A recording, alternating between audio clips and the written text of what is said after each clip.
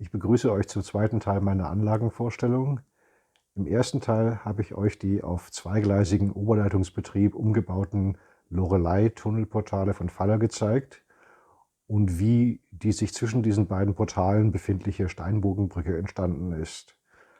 Außerdem habe ich euch ein bisschen was erzählt über meine spontane Art und Weise, die Landschaft drumherum zu planen und zu gestalten. Und ich habe das Thema vom selbstgebauten Mittelleiter angesprochen. Und damit beginnen wir in dem heutigen Video.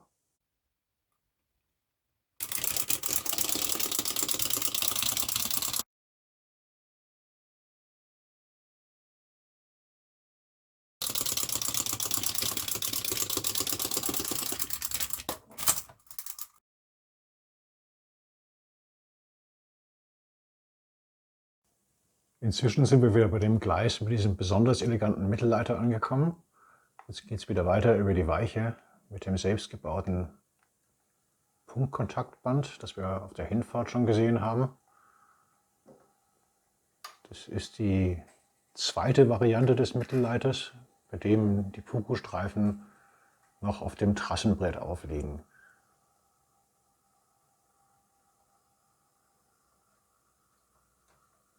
Derselbe Mittelleiter befindet sich auf dem jetzt folgenden Modul. Man sieht, dass alle diese provisorisch verlegten Gleise auf dem Regalbrett ein Stückchen K-Gleis zum Anschluss haben. Damit kann ich relativ variabel diese Elemente neu zusammenstellen. Bei diesem Teilstück habe ich eigentlich nur experimentiert mit der Schotterfarbe, um zu sehen, inwieweit der Mittelleiter optisch dann verschwindet. Am Anfang des nächsten Teilstücks liegt ein Stück Kopfsteinpflasterplatte von Kibri. Da habe ich meine ersten Versuche mit dem Mittelleiter im Straßenplenum gemacht. Und der Rest von dem Gleis ist bestückt mit der ersten Variante des Mittelleiterbands. Allerdings sind da die Köpfe doch noch ein bisschen zu spitz geraten und dadurch ist der Geräuschpegel bei schnellerer Fahrt doch etwas zu hoch.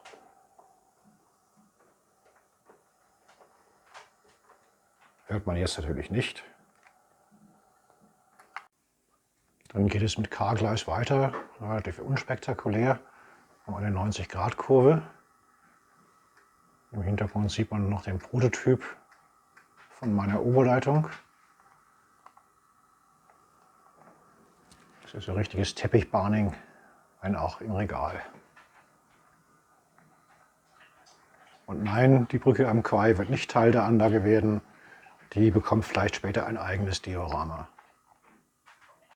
Bei dem nun folgenden Teilstück zeige ich euch die allerersten Versuche zum selbstgebauten Mittelleiter, die natürlich noch relativ primitiv sind, die aber, wie ihr dann sehen werdet, bis heute noch funktionieren. Es beginnt wieder mit einem Stückchen K-Gleis. Dann folgt ein uraltes Pico-Teilchen.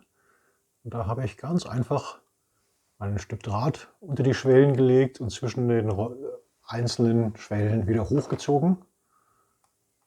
Ist natürlich jetzt von der Höhenlage her nicht optimal, aber erstaunlicherweise von der Stromabnahme her gesehen auch sicher. Und ich nutze dieses Ding, wie gesagt, während meinen gesamten Fahrten. Da gab es mal einen kurzen Blitzer, okay.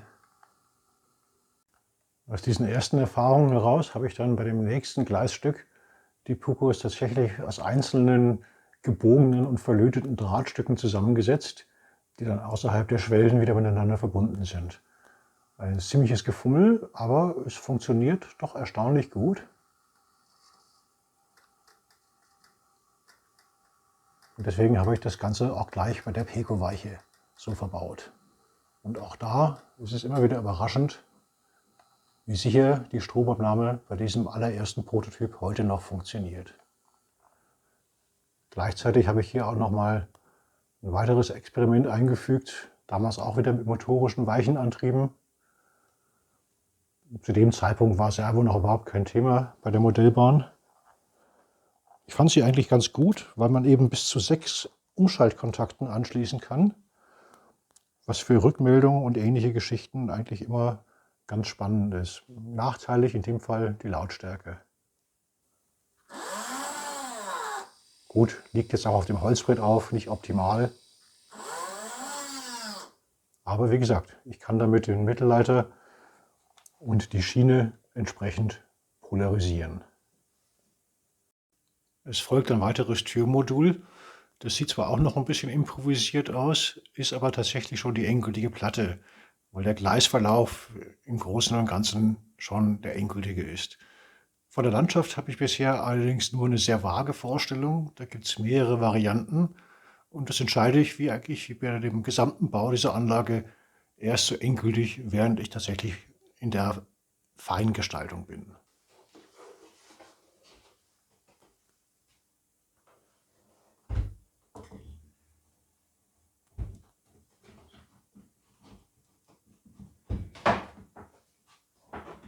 Das Trassenbrett habe ich geteilt, weil zum einen links ein leichtes Gefälle beginnt und zum anderen auf der rechten Seite, im Gegensatz zu der jetzigen Konstellation, wo sich der Gleisplan auf ein Gleis verjüngt, werden später höchstwahrscheinlich bis zu 3 Richtungsgleise liegen in einer Art improvisierten Schattenbahnhof. In dieser Einstellung sieht man nochmal deutlich das geschlitzte Aluminiumprofil und den leichten Winkel nach links. Damit verlässt der Zug den eigentlichen Regalbereich und bewegt sich in Richtung Paradestrecke. Wie sehr ich hier den Platz ausnütze, sieht man am Türrahmen und an den Radien, weil ich versuche, für den sichtbaren Bereich möglichst große Radien erzielen zu können. Ab hier muss unser Zug abgebügelt weiterfahren, weil auf dem folgenden Stück zwar bereits die Oberleitungsmasten montiert sind, aber noch kein Fahrdraht hängt. Ja, und das ist sie, die Paradestrecke. Ähnlich wie bei der Loreley entstand erst einmal die Idee zu einer Szene. Das war diese große Kastenbrücke, die besteht insgesamt aus 5 Bausätzen. Und dann habe ich einen Platz dafür gesucht und dafür bot sich eben das Fenster an. Ich kann förmlich eure zweifelnden Gesichter sehen. Nein, natürlich kann man das Fenster noch klappen. Und wenn man mal das ganze Segment wegräumt, um die Fenster zu putzen, was sich natürlich jetzt im Augenblick nicht so anbietet bei den Witterungsverhältnissen, dann sind lediglich 2 Schrauben zu lösen.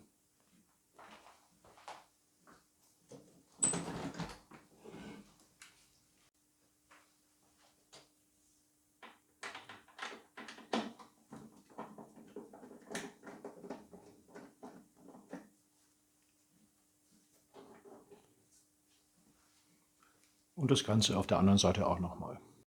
Gelagert ist das Modul links und rechts auf den Regalarmen und in der Mitte stehen 2 Füße unter den Brückenkopfen auf dem Fensterbrett auf.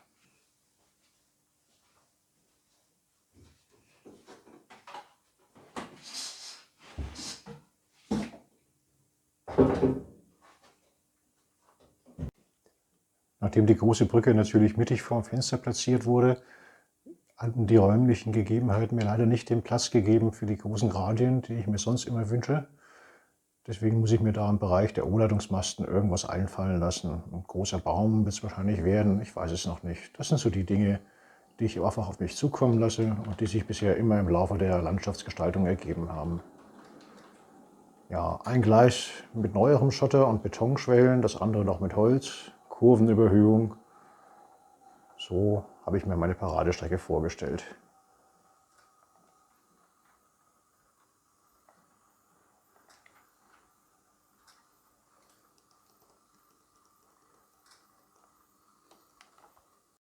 Wie ich bei der Planung und Bau von diesem Modul vorgegangen bin, zeige ich euch dann gleich anhand von einigen Bildern. Aber jetzt genießen wir erstmal die Fahrt über die lange Brücke, die ja mit 72 cm für eine Regalanlage doch recht stattliche Maße hat.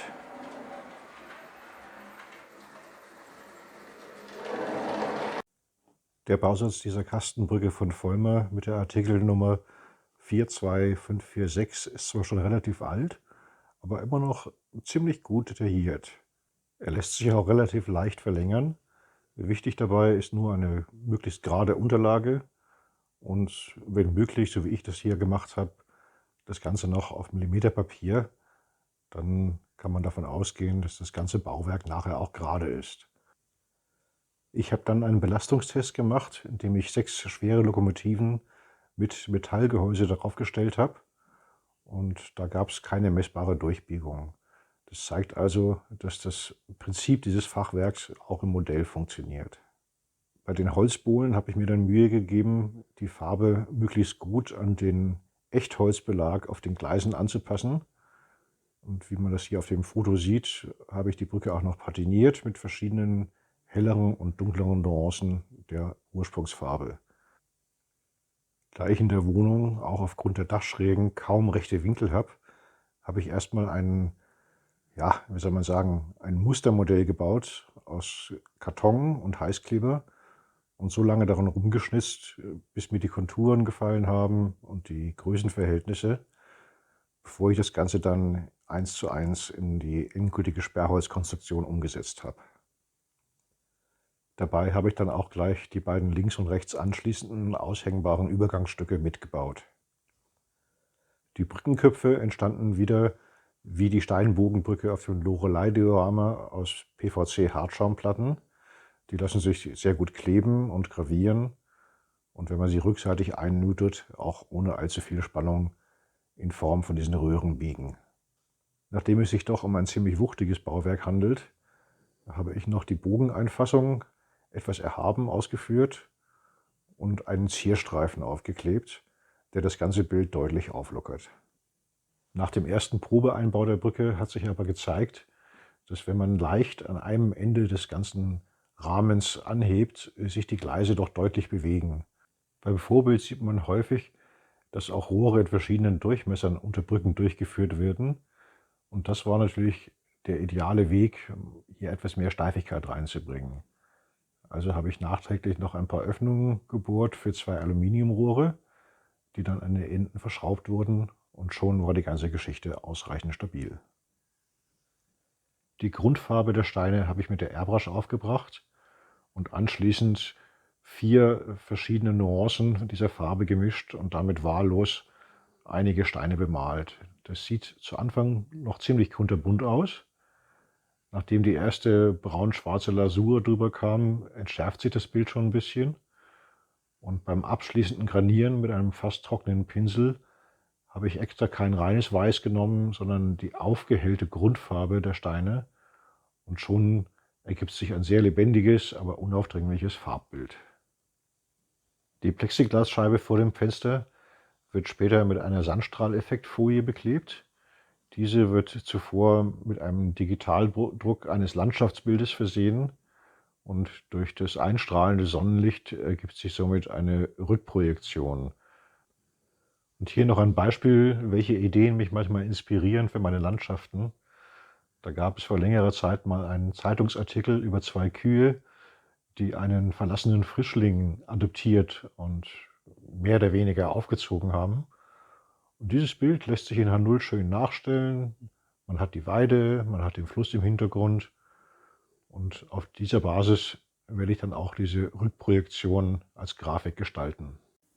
Da ich nicht bei jedem Auf- und Abbau den filigranen Fahrdraht ein- und aushängen wollte, habe ich einfach an der Trennstelle zwischen den Modulen eine teilbare Straßenbrücke eingebaut. Wie das Ganze funktioniert, zeige ich euch jetzt.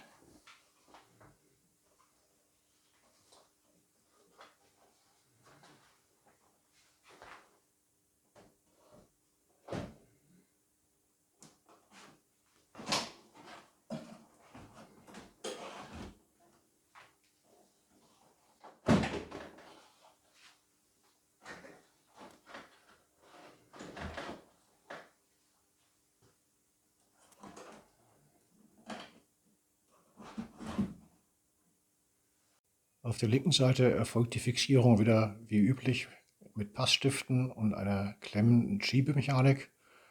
Hier rechts teilen sich beide Module einen Regalträger und werden lediglich mit Flügelschrauben verschraubt. Abschließend muss dann bloß noch die Fahrbahn aufgelegt werden und die Stecker angeschlossen werden.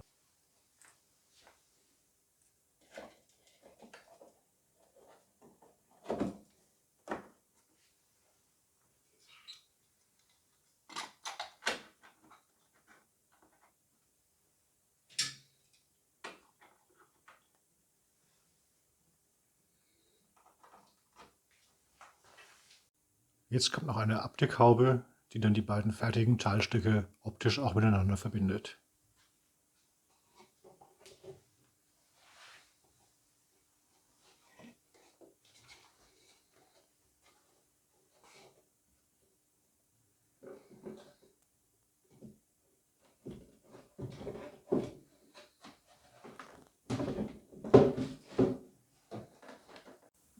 Und so sieht der ganze Bereich nun fertig montiert aus.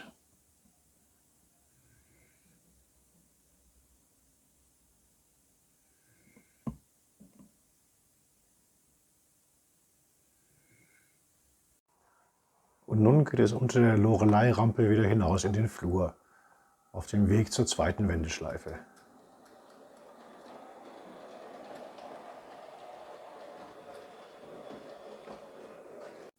Am linken Bildrand erkennt man noch, wo die beiden Strecken sich kreuzen.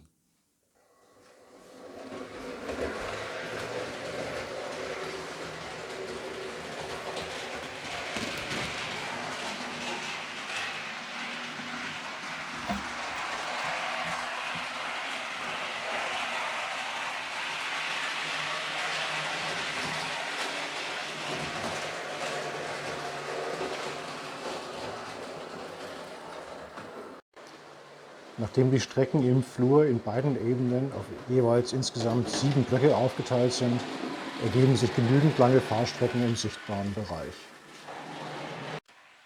Abschließend können wir uns noch eine Fahrt über unsere Paradestrecke auf dem Rückweg zum Ausgangspunkt.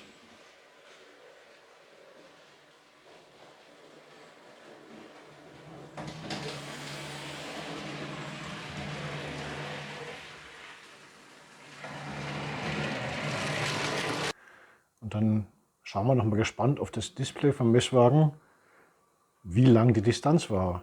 Sind Regalanlagen wirklich zu klein für ordentlichen Betrieb?